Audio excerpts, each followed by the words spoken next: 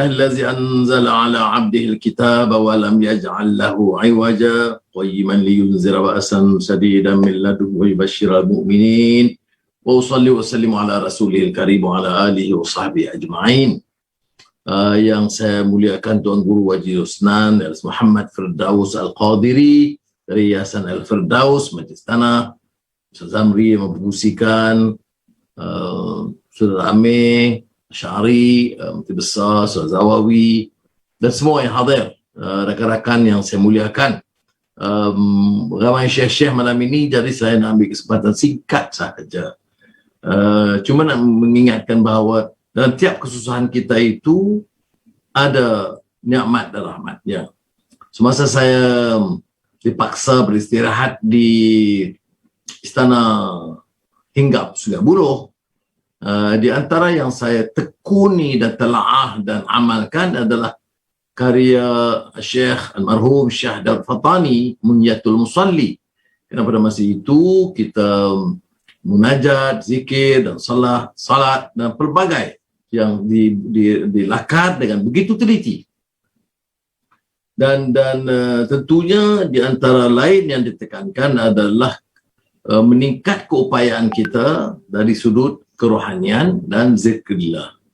Dan ini mengingat saya tentang hadis riwayat Tirmizi tentang kepentingan membedakan daripada dunia yang tercela, mal'aun, dengan kehidupan yang lebih berguna.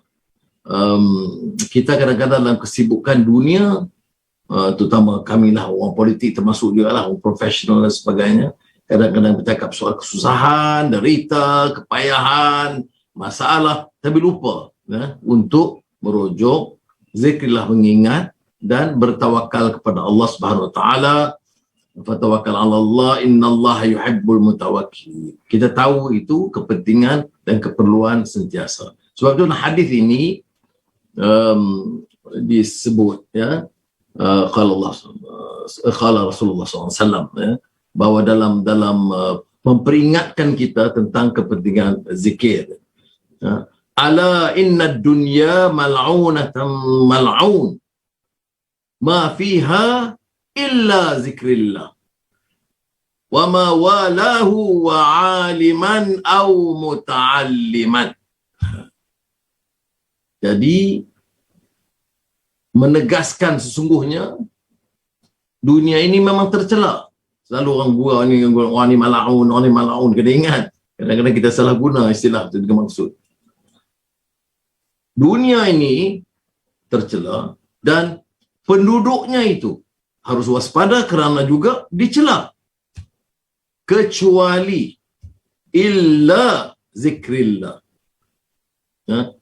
Maka ikla zikrullah maknanya yang mengingat kepada Allah atau yang menjurus. Dan bagaimana mengingat kepada Allah? Menjurus kepada seorang alim. Kepada seorang alim. Wa aliman, ataupun cara kedil seperti kita ini menjadi muta'alliman, iaitu menjadi pengikut. Jadi kalau malam ini kita umpamanya ada bersama kita Tuan Guru Haji Muhammad Firdaus, jadi kita manfaatkan sebagai seorang alim, dia manfaatkan tausiah dia dan bersama-sama dapat menyempurnakan zikir Allah, zikrullah. Jadi itu satu hal. Tapi bila saya sebut Munyatul Musalli Syekh Daud Fatani ini, kita baca, kerana saya tengok dalam pondok-pondok, kalau pada satu ketika dulu seluruh rantau Melayu dari Fatani, Tanah Melayu, Singapura, Brunei, Indonesia, itu menggunakan kitab ini sebagai rujukan. Dan saya seperti biasalah, walaupun saya bukan anak pondok, tapi kerana dalam kegiatan ABIM dan sebagainya, terdedah. Tapi tidak, kadang-kadang tergarap permasalahannya, bagaimana Syekh Daud Fatani memberi kupasan salat dan bagaimana dalam bab terakhirnya itu dibicarakan tentang soal keadilan.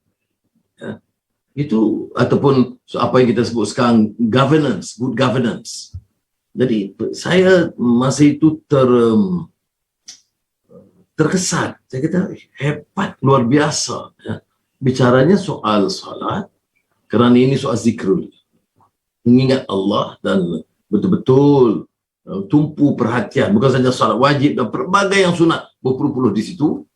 Tapi dikaitkan dengan kesedaran untuk mengawal pentadbiran yang baik dan membela nasib golongan yang lemah. Ya.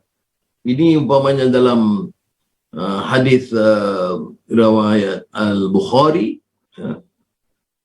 Hal tunsarun wa turzaqun illa bi du'afaikum. Ya. Jadi peringatan ini menarik.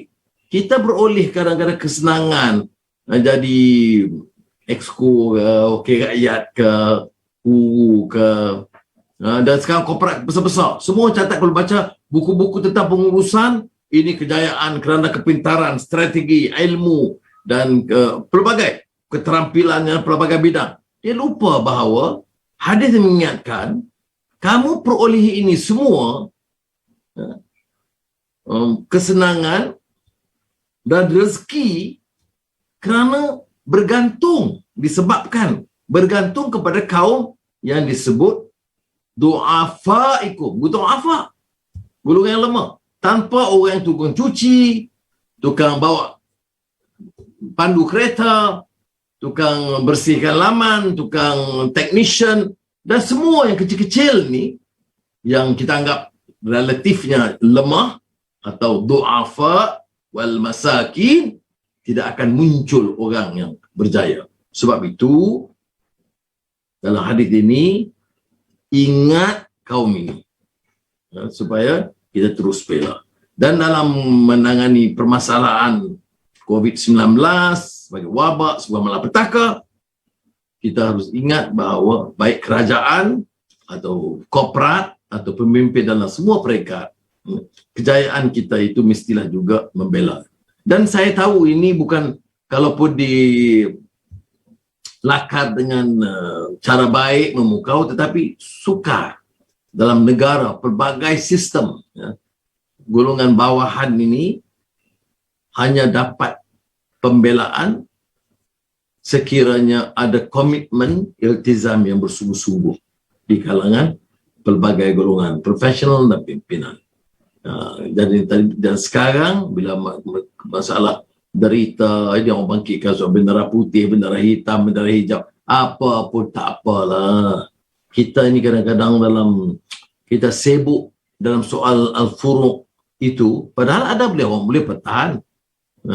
Saya jawab dalam Facebook live dulu, Ustaz Zamri peringatkan saya tentang masa Fatul Mekah, bendera hijau, bendera putih yang dibawa oleh Rasulullah masa kemenangan, bendera putih, dan juga oleh Khalid bin Walid bendera hitam. Jadi yang balik tak usah kita argue, yang pentingnya cari jalan dalam kita zikir kepada Allah Taala, ingat golongan du'afa.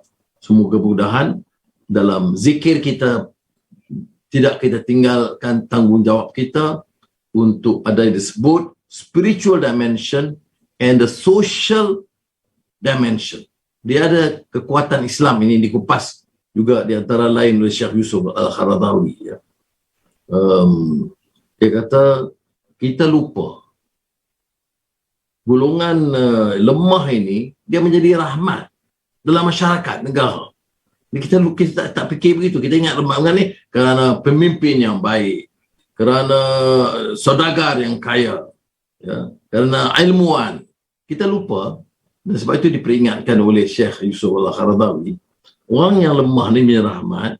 Dalam aman pun dia jadi rahmat, dalam perang atau kesusahan pun dia jadi rahmat, ya.